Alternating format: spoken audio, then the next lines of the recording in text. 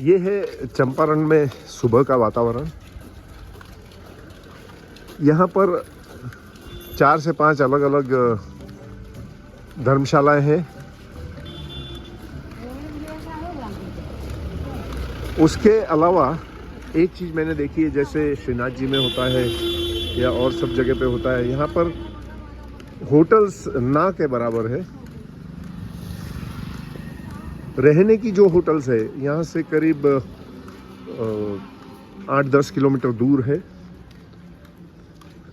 और खाने पीने की होटलें भी यहाँ पर ज़्यादा नहीं है। उसका रीज़न ये है कि मंदिर प्रशासन की तरफ से जो प्रसाद दिया जाता है वो बहुत ही अच्छी क्वालिटी का, सात्विक और टेस्टी है, इसलिए अधिकतर लोग वहीं पे प्रसाद लेते हैं। दोनों टाइम में प्रसाद मिलता है,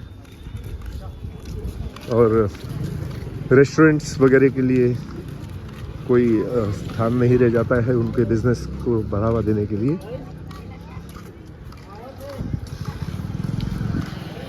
बस इस तरह की कुछ छोटी छोटी चाय पानी की रेस्टोरेंट है,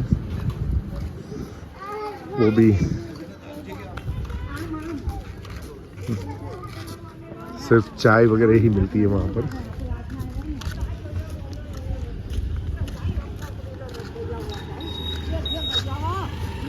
ये जो अभी हमने एंटर किया, यहाँ से मंदिर प्रशासन का ये उनका एरिया है।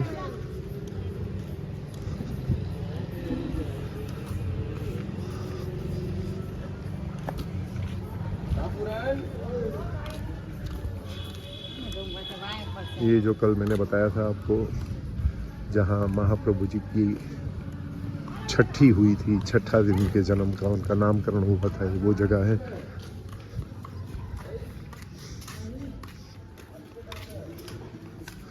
इस वक्त यहाँ पर सुबह के 8 बजे हैं।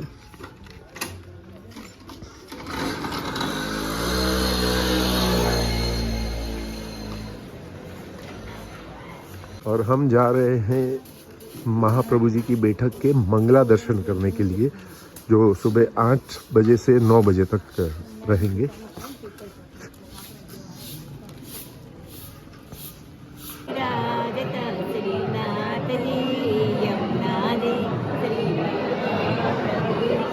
बता साथे गाओ।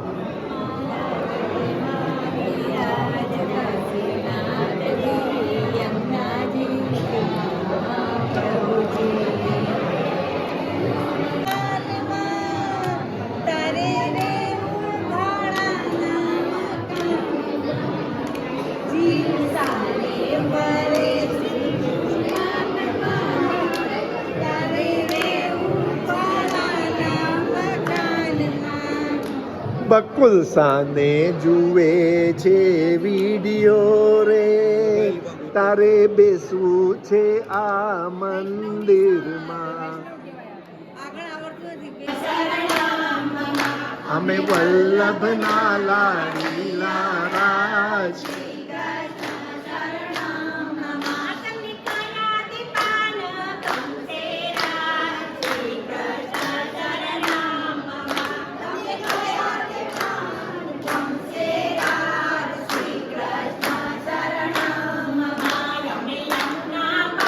नमस्कार।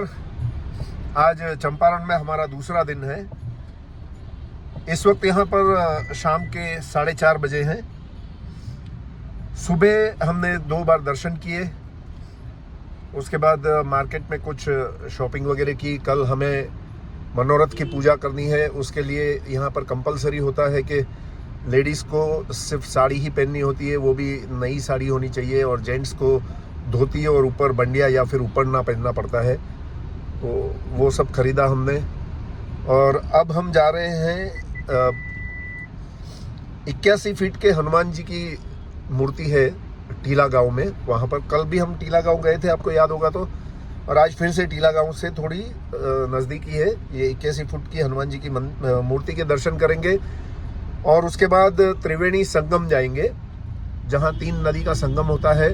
और आज महाशिवरात्रि भी है, और यहाँ पर छोटा कुंभ मेला लगता है त्रिवेणी संगम पे। जहाँ भी होता है वहाँ कुंभ मेला लगता है। वो मेन कुंभ नहीं, जो हम अर्ध कुंभ और पूर्ण कुंभ बोलते हैं वो नहीं, लेकिन इस मेले को भी कुंभ का मेला ही बोला जाता है। और आज उस मेले का आखिरी दिन है, इसलिए हमें बताया गया है कि वहाँ पे बहुत ही ज़्यादा रश होगा।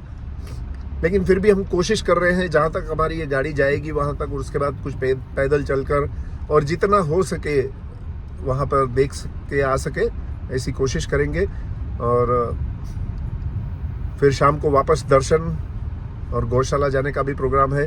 देखते हैं टाइम कैसे परमिट करता है और कितना क्या होता है, उस हिसाब से आगे मैं आपको बताता रहूँगा। एक बार फिर से छोटे से गांव के बीच से गुजरते हुए हम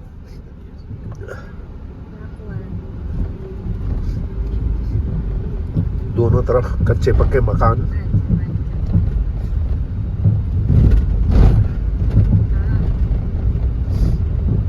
ये दूरी करीब 3 किलोमीटर की है। इस तरह से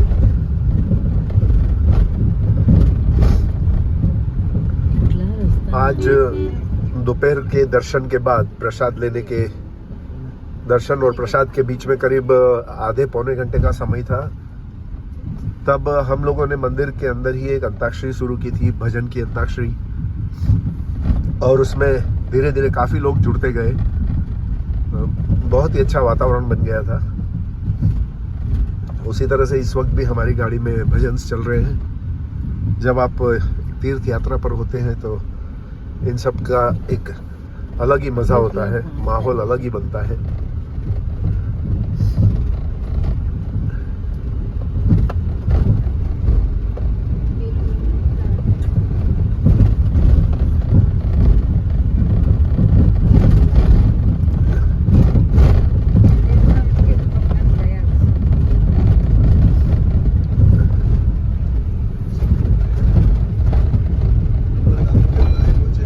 अभी आपने देखा होगा सिर पर पूरा टब लेके वो लेडी जा रही थी। हम लोग तो कुछ गेम खेलने के लिए एक बोतल रख के कोशिश करते हैं कि वो कितनी देर रहती है, लेकिन ये लोग टब से, कपड़े से भरा हुआ टब कितनी देर तक लेके चल सकते हैं। कई किलोमीटर तक वो चलते रहते हैं।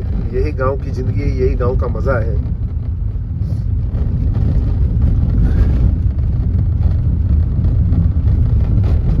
अब देखिए इस पिकअप वैन में कितने लोग हैं, एक ही वैन में।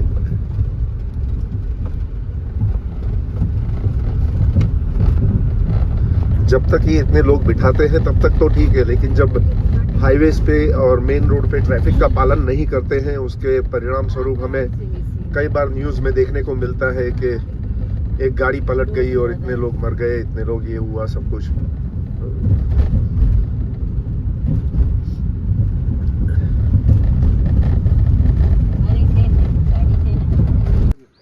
श्री रामोदर वीर हनुमान टीला, ओके।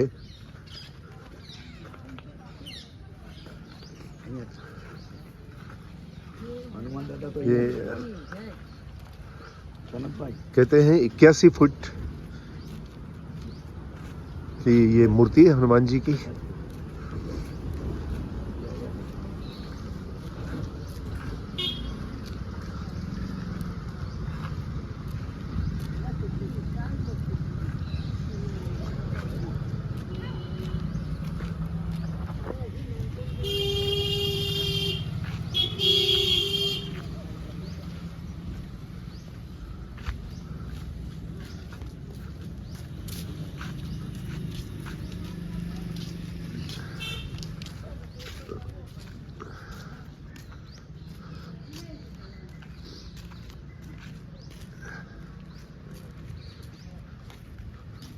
नदी पर यह बांध, डैम बना हुआ है।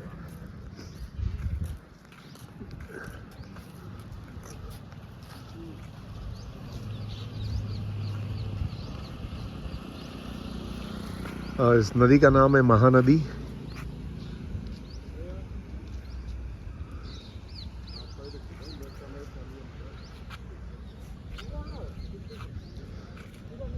और ये है हमारे 81 फीट ऊंचे हनुमान जी। शत शत नमन, शत शत प्रणाम हनुमान जी को। एक बार इस तरफ से दिखा देता हूँ मैं आपको।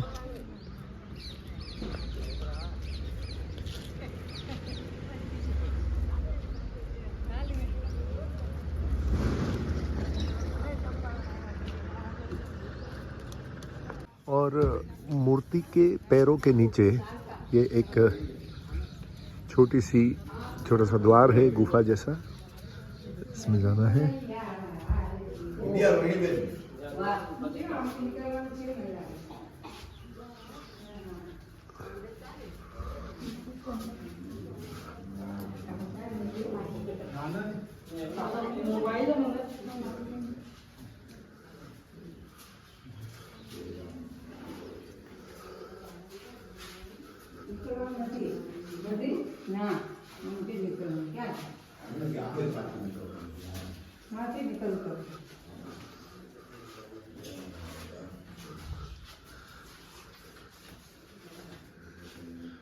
ये एक एडेड अट्रैक्शन है। इतनी विशाल मूर्ति के नीचे जो जगह बनती है, जो गैप बनता है, वहाँ पर भी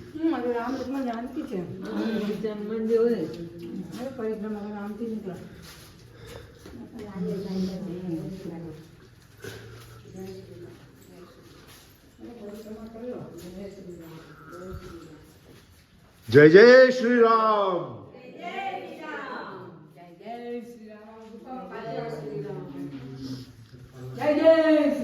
जय जय श्री राम।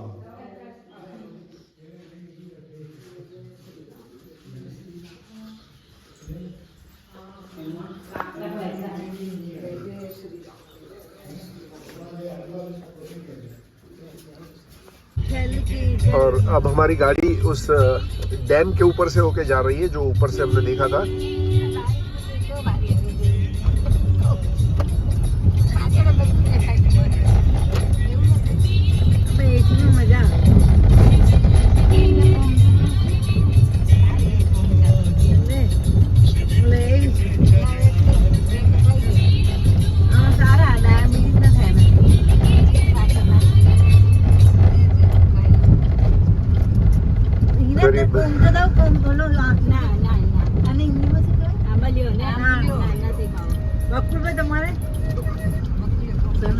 करीब 20 फुट चौड़ा ये रास्ता होगा और उसके दोनों तरफ 2 वे ट्रैफिक है।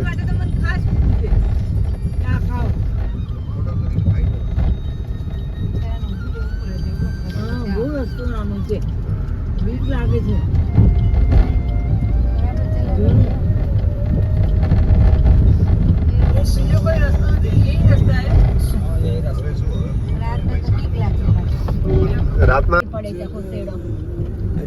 सूर्यास्त का एक अद्भुत दृश्य, पानी में सूरज की प्रतिबिंब जो दिखाई दे रही है, बहुत ही आह्लादक दृश्य है।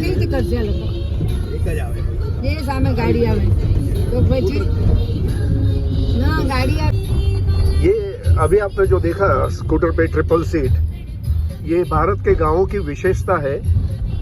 हेलमेट का तो जैसे कोई अस्तित्व ही नहीं है, और बाइक या स्कूटर पे ये देखिए एक और बाइक 3 सवारी के साथ में दिखेगी। अगर 1 या 2 सिंगल या डबल सीट जाना हो तो बाइक के पैसे वसूल नहीं होते हैं, ऐसा लगता है। तो ट्रिपल सीट, एक बाइक पे 4 सीट, ये बहुत ही कॉमन दिखता है।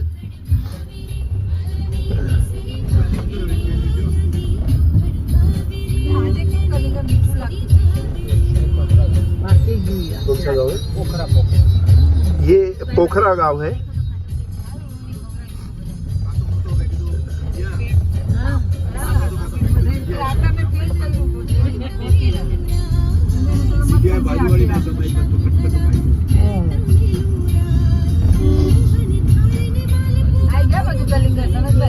हाँ हाँ,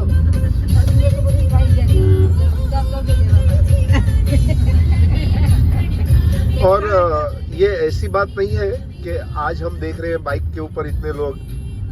मुझे याद है मेरा बचपन जब मध्य प्रदेश में था, जो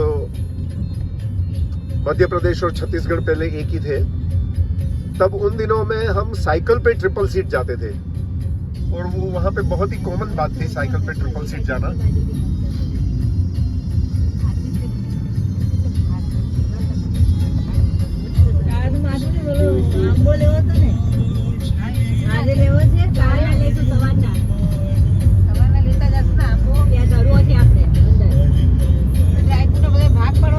सूर्यास्त का एक और दृश्य।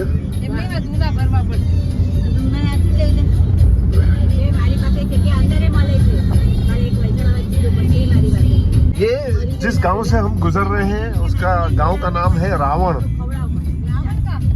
हाँ,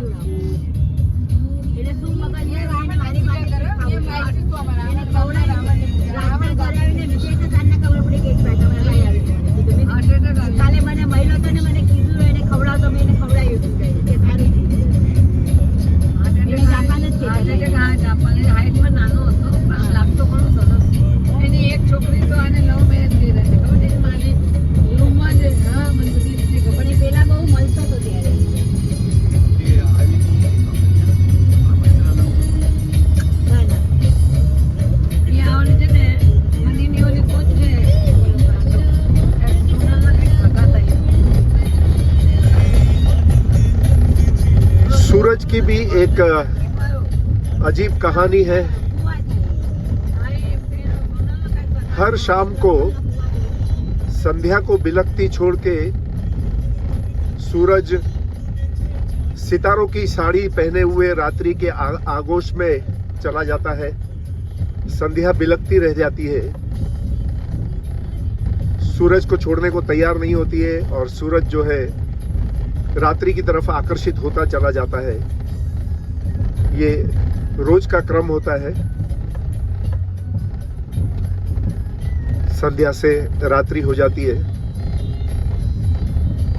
और उसी समय दुनिया के किसी और भाग में सुबह होती होगी। रावण रावण भाई क्यों नाम रखा है यहाँ का रावण? बोलो मैंने नहीं रखा है, मुझे नहीं मालूम है। ना ना राम ना झंडा लगेला से बदे।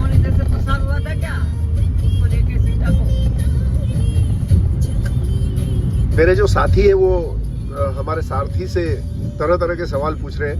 इस गांव का नाम रावण क्यों है? क्या यहाँ पर रावण की पूजा होती है? क्या सीता का हरण करके रावण यहाँ से गुजरा था? वैसे वो तो पुष्पक विमान में था ऊपर। और अब हम जहाँ पर त्रिवेणी संगम लगा हुआ है वो राजिम गांव उसकी सीमा में प्रवेश कर चुके हैं। और ये सारी जो भीड़ दिख रही है आपको, ये मेले के लिए ही है।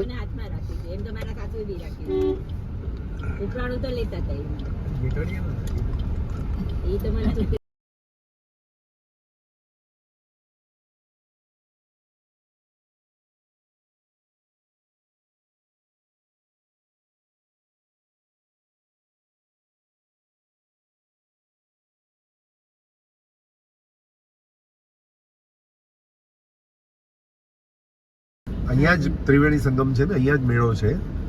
આ બધા જાય છે મેળામાં, મેળો નથી આવી ગયો અહીંયા।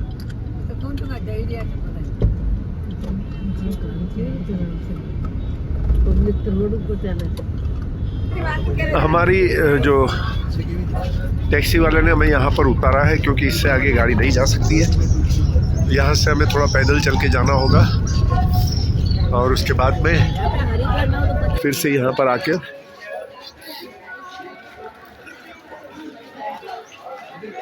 उसने हमें विशेष इंस्ट्रक्शन दिए हैं कि आप खो मत जाना क्योंकि बहुत ही रश रहेगा मेले में। क्या जाओगे जी? तो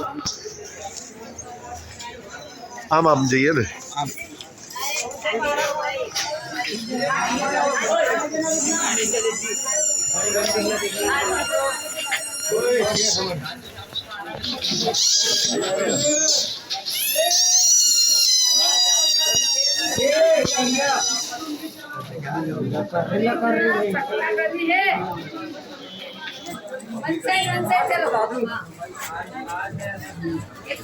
एक ही मिनट भाई, एक जन को निकल जाने दो ऐसे बस।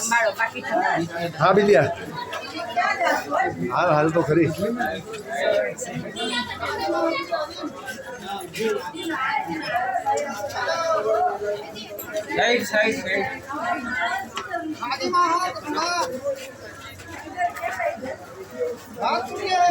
पूरा खत्म कर दिया। इधर कोई आता जाता नहीं थी, इधर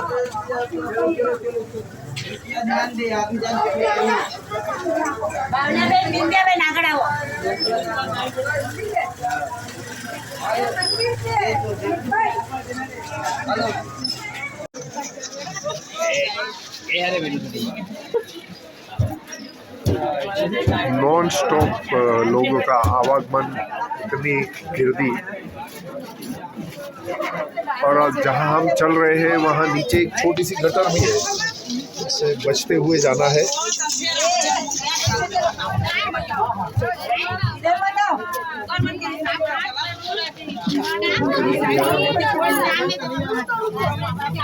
इस गटर की धार पर चलना पड़ रहा है।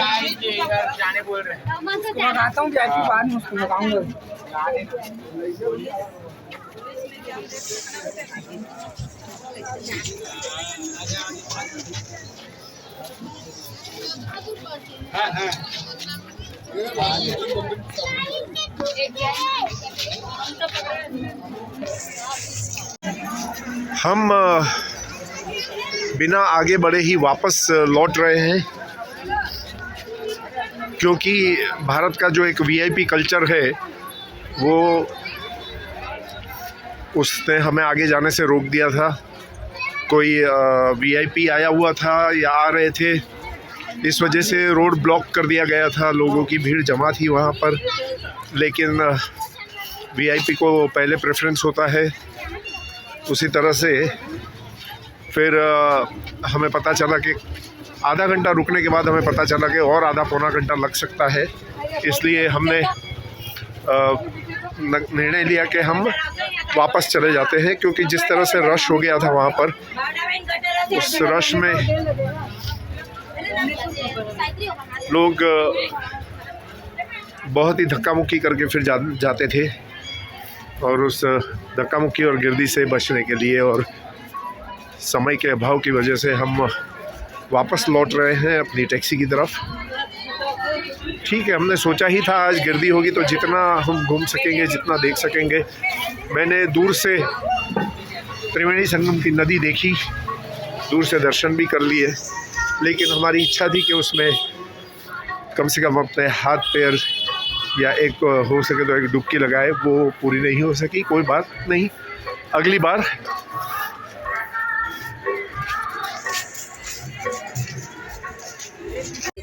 कभी कभी कहते हैं कि जो होता है अच्छे के लिए होता है। थोड़े समय के लिए हम निराश हो जाते हैं, लेकिन हर चीज़ में कुछ अच्छा ही होता है। अच्छा हुआ हम वहाँ से उस गिरदी से निकल गए, क्योंकि अभी अभी यहाँ पर पूरे गांव की लाइट चली गई है। तो अगर जो हम वहाँ रहते तो इतनी गिरदी में, अंधेरे में हमें न जाने कितनी देर रुकना पड़ता। तो अच्छा हुआ हम अपनी टैक्सी में बैठ चुके हैं और अभी लाइट गई है यहाँ पर। ये वापसी में हमें हमारी गाड़ी मेले के एरिया से पास हो रही है और लाइट नहीं है, फिर भी आप देख सकते हैं रश कितना है।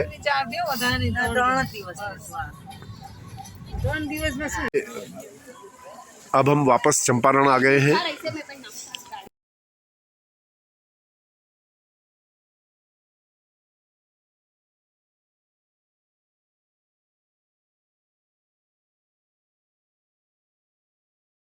इस समय यहाँ पर दोपहर के 2:45 बजे हैं और हम अपनी 2 दिवसीय चंपारण यात्रा का समापन करते हुए वापस रायपुर की ओर जा रहे हैं।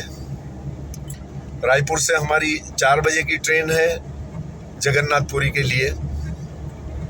सुबह 5 बजे हम लोग वहाँ पहुँचेंगे। चंपारण में 2 दिन बहुत ही अच्छी तरह से बीत गए, कब बीत गए पता नहीं चला। और मैं तो आपसे ये भी कहूँगा कि ज़रूरी नहीं है कि आप पृष्ठि मार्गीय हैं तो ही यहाँ आए। अगर आप वैष्णव धर्म में फॉलो करते हैं या अलग अलग धर्म के बारे में जानना चाहते हैं तो भी एक बार ये जगह आने जैसी है। मिलते हैं आगे कल जगन्नाथपुरी में।